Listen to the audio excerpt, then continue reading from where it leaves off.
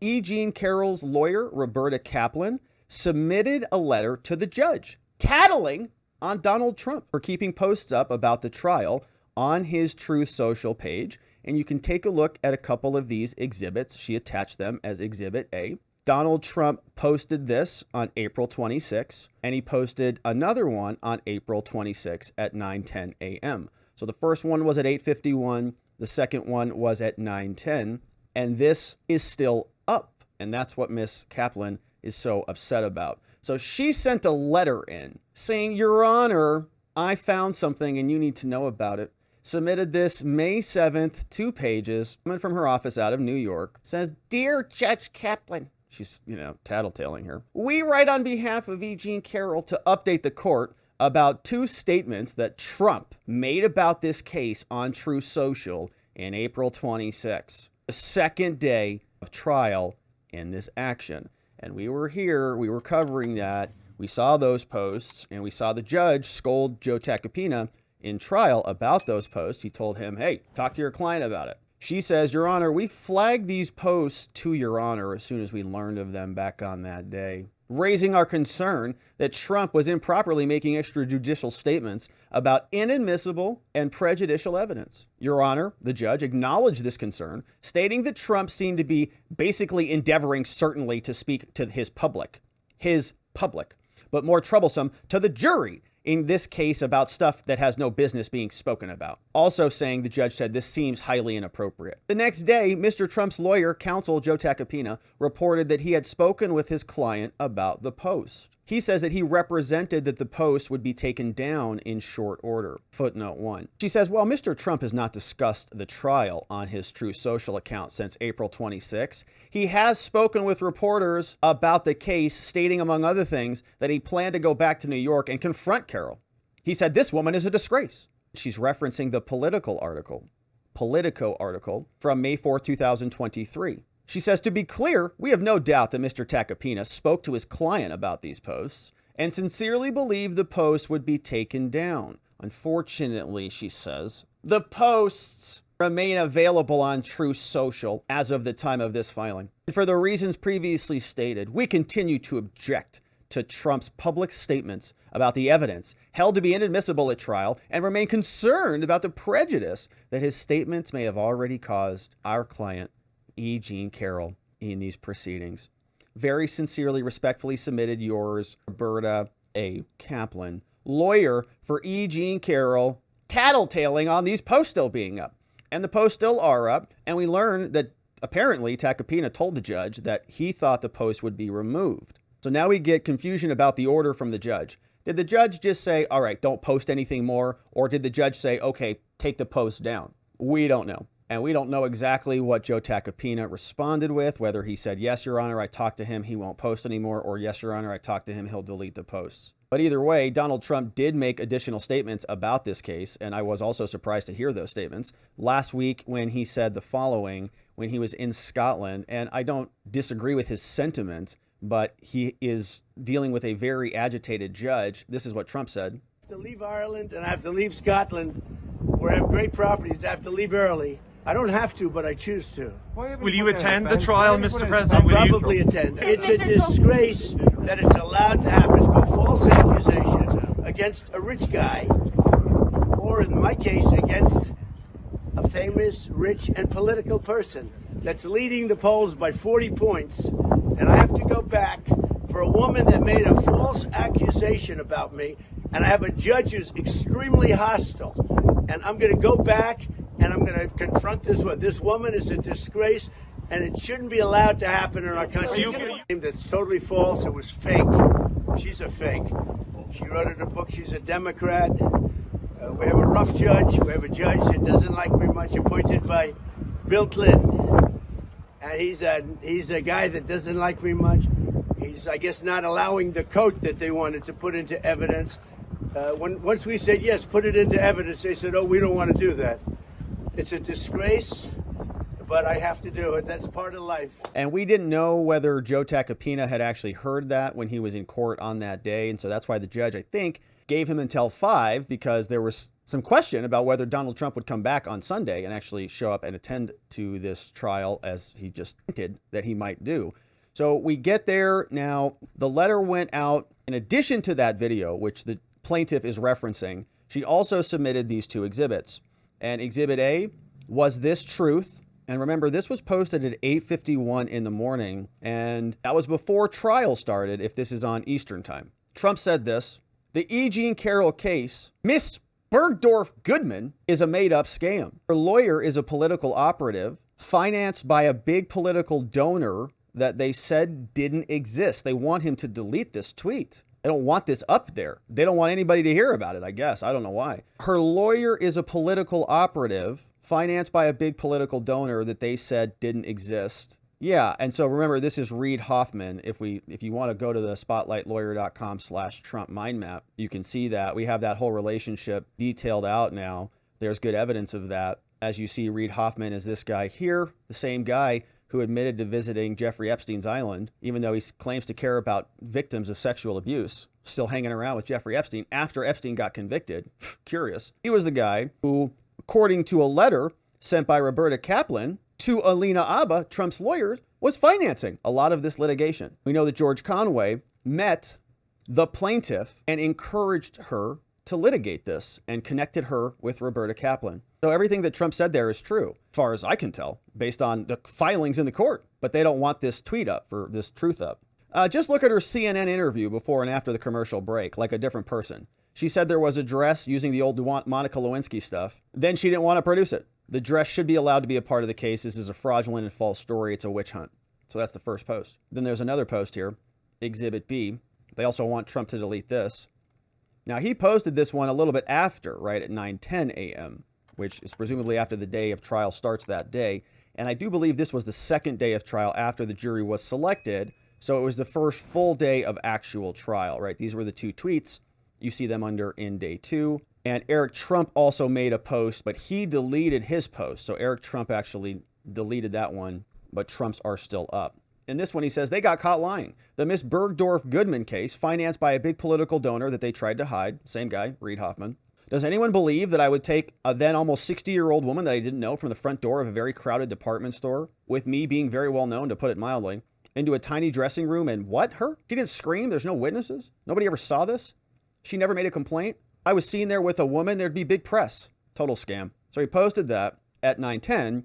And that is what Ms. Kaplan's very upset about. So, Your Honor, these posts are still up here. Can you please take them down? They might impact the jury. And they're in violation of your order. So, all right. That's who is representing Ms. Carroll. And that was not the only set of filings. There was more. Back over at spotlightlawyer.com/Trump, there was a debate about some jury instructions. So Ms. Kaplan also submitted another letter. She said this on May 5th. Dear Judge, we write on behalf of our client, Ms. Carroll, to respectfully propose a jury instruction related to a line of questioning about an episode of Law and Order SVU. You remember that one? It was the Law and Order Bergdorf Goodman meme.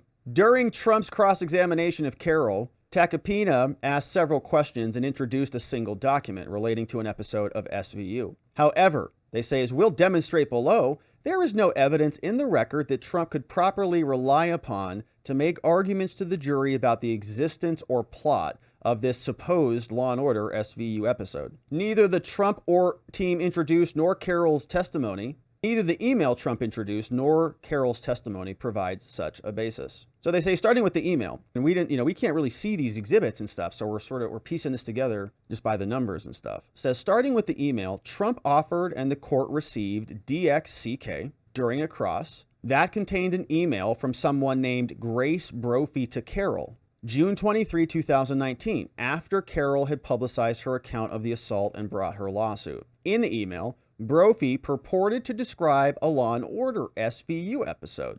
Asked Carroll if she was aware of it. Carroll replied to the email that same day and confirmed that she had never seen the episode. So she says, yeah, that sounds this Bergdorf Goodman story. Sounds like a show I watch called Law and Order. You ever hear of it? Like, no. The only part of the email that discussed the existence of the plot of the episode is the part written by Brophy. This part of the email is thus an out-of-court statement. It's hearsay. Under a straightforward application of the rules of evidence, it constitutes hearsay. This means that Trump cannot rely on this to argue the existence or the contents of his episodes.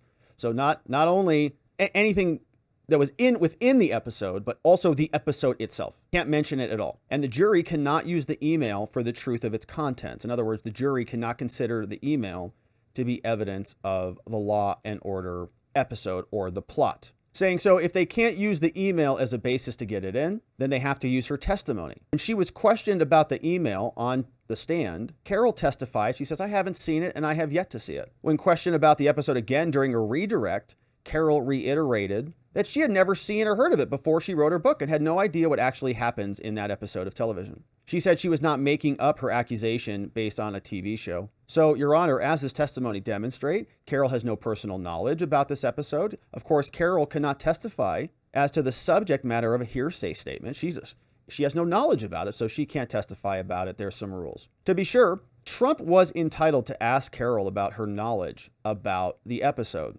and the jury's entitled to evaluate her answers in her state of mind. But there's no basis to make closing arguments concerning the existence or the plot of the show. So they want this special instruction inserted into the jury instructions. This is coming from Roberta Kaplan. Says, during cross-examination of Miss Carroll, they want the jurors to hear this, right? This is for you now. During the cross-examination of Miss Carroll, you heard several questions relating to an episode of Law and Order SVU. What has been admitted into evidence in connection with those questions is an email to Miss Carroll in which someone purported to describe the episode and she responded to the claim. Ms. Carroll testified, among other things, that she's never seen the episode, never previously heard of it, and she does not watch the purported show. I instruct you that you may not consider the email you saw as evidence of whether the episode exists or whether the plot is in the email, whether it's relevant. You may consider the email as evidence that someone wrote to Ms. Carroll telling her that there was an episode, but not as evidence about whether there is, in fact, is any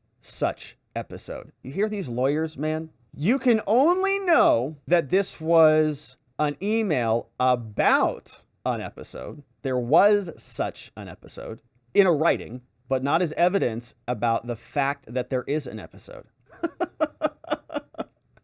Jurors like, what? Huh. So I guess this person who's sending Carroll a letter is just an email, is just a crazy person because she's talking about a non-existent Law and Order episode. It's amazing. Yeah. Beyond that, you may consider the email only to the extent, if any, you believe Miss Carroll's response bears on her state of mind, on her credibility. They should probably just add in here, and Carroll is amazing and we love her and she's very credible, and please render a verdict in her favor, signed Ms. Kaplan. And so that is the letter. They don't want to talk about this SVU plot, which is strange because that means there's probably something to it. That is the letter from Roberta Kaplan over to the judge asking to keep a certain portion of evidence out. Joe Tacopina responded. Let's see what he says. He writes on May 6th, Your Honor, on behalf of Donald Trump, we write to respond to Ms. Kaplan's letter requesting a limiting jury instruction about this Law and Order episode. The request is untimely and it's unmeritorious and thus it should be denied. He says during cross-examination, this exhibit was admitted into evidence without objection at the time. The exhibit begins with an email from a third party to Ms. Carroll sent after she had gone public with her allegations against Trump to, quote, warn her that a Law and Order SVU episode has a character, a judge, speaking of a fantasy that he attacks a woman in a Bergdorf Goodman's dressing room in a lingerie department. The TV show apparently aired in 2012, and the plot, of course, is virtually identical to the claims made by Miss Carroll in this case. In response to the email, Carroll said, I haven't seen it, but this happens all the time with Law and Order stories. Also, there are 200 scripted shows a year on TV. This kind of thing is bound to show up. Indeed, I'm surprised this sort of plot is not seen more often. Before the exhibit was introduced into evidence, Miss Carroll's counsel requested a sidebar based upon a question concerning the episode, not our exhibit. They had a question about the show, not our email and our document. At the sidebar, Trump's team says, we described the exhibit to the court, and in response, they once again objected under relevancy and 403 standards, but not hearsay, which they're trying to do now. So they're saying it's overly harmful. It's not helpful at all. It's really damaging to their case if this gets in, and it's not relevant anyways. Now they're trying to bring up it's hearsay. They're saying, which plaintiff has now raised belatedly for the first time right here in front of you, Your Honor. Regardless of the grounds underlying the objections, the court overruled them. Says, no, I will allow it. By the end of the sidebar, Carroll's lawyer had only objected to a question concerning the episode, not our exhibit, and they only objected to the exhibit based on relevancy and prejudice, but again, not hearsay. After the sidebar, Trump's lawyer asked the plaintiff during cross-examination, Ms. Carroll, did you know there was a Law and Order episode from 2012 that featured a woman getting attacked in a Bergdorf Goodman lingerie dressing room? And she said, yes, I'm aware. Then they showed the exhibit to Ms. Carroll and she identified it. It's this email. You recognize this? Yeah. Trump's lawyers offered it into evidence. There was no objection on hearsay grounds or any other grounds, and they said no objection, Your Honor. And then the court said it is received.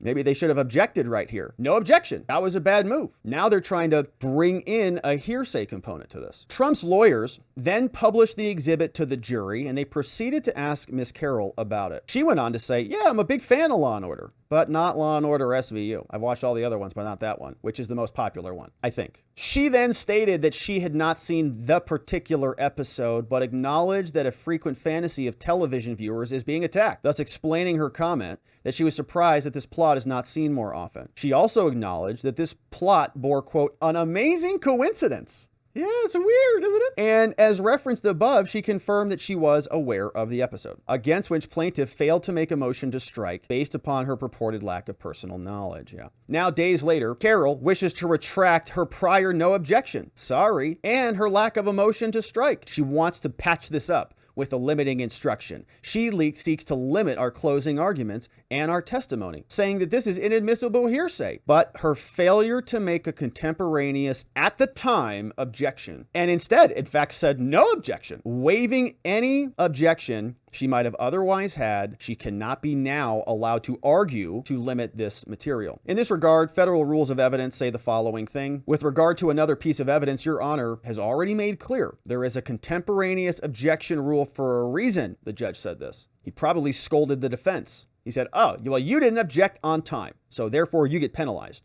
And now he's saying, oh, how about you apply that same standard over to Ms. Carroll's side? So he's dragging that one back up. You see this transcript here? Indeed, with regard to another piece of evidence, Your Honor already made clear to me, there's a contemporaneous objection rule. They didn't object contemporaneously, therefore out. Plaintiff's failure to make a contemporaneous hearsay objection, combined with her actual concession of, quote, no objection, allowed the exhibit to be introduced and all subsequent objections are waived, saying here's a bunch of case law that will support my evidence, and we'll fast forward through all of that. Furthermore, Tacopina says, as to the Law and Order SVU episode, Carroll conceded that she was aware of it. She failed to make a motion to strike the aware of it comment based on her purported lack of knowledge. So actually, she does know about it, and it distinguishes the case that she tries to cite. Accordingly, her own testimony bolsters the admissibility of the exhibit. It shows her awareness of it. And this plot line could be inspired, right? This episode could have inspired this false attack allegation against the defendant. She knew about it in 2012. The allegation resurfaced in 2019, right when it was going to be useful to go and attack Trump during the election, and it's been carried over all this time. So did she watch the episode and wake up and go, oh yeah, that happened to me too? And if you tell the jury that, maybe they'll say, yeah, it sounds a little bit too similar to this whole thing. Moreover, her awareness of the episode juxtaposed against her claim not to have seen it is relevant to assess her credibility. Carroll's lawyers could have cleared up any of this confusion on redirect. They chose not to. Instead, through its instant request, they're now effectively asking the court to go back in time to redo it, and that is inappropriate. And say also, Judge, on a related note, by the way, countenancing plaintiff's untimely request after the close of evidence would prevent defendant from appropriately reacting in real time by exploring these issues further with plaintiff or with other evidence. Trump should be entitled to rely on the record as it stands today and make his case to the jury in closing. And plaintiff should not be able to rewrite history to undercut the defense. Now, they're free to argue in closing their interpretation of this. They can get out there and say, well, you can explain the SVU episode. You can have the same arguments that we can, but we can talk about it. Given the waiver of the objection, no limiting instruction should be given. Don't give them that argument. Anything else would be inappropriate and confusing. Very sincerely yours, respectfully submitted, your friend, Joseph Tacopina.